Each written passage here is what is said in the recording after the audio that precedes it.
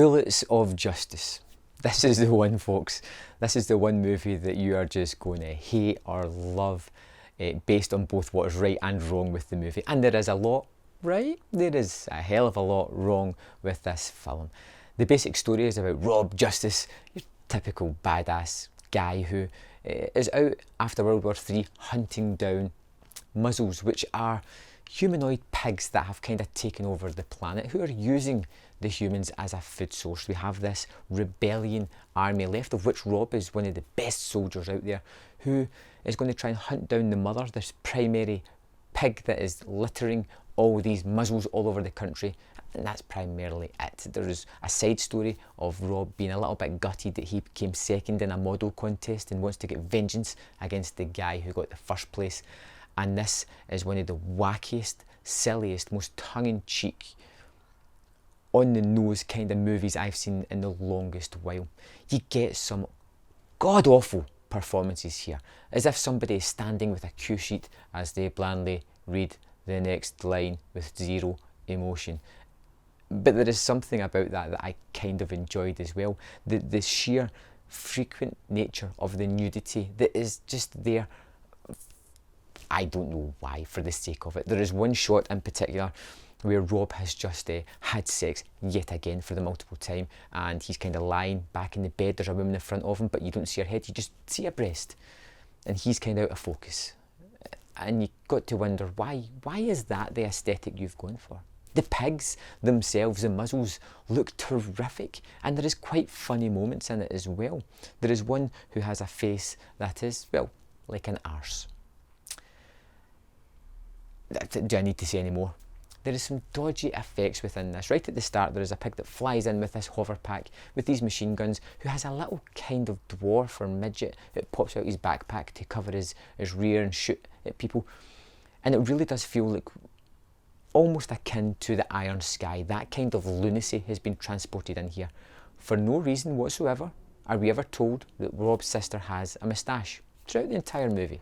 Even when we flash back to them being kids, she has the beginnings of a moustache. There is no rhyme nor reason to it being there whatsoever. Characters pop up, drop exposition, have a cool action set piece, and then disappear again.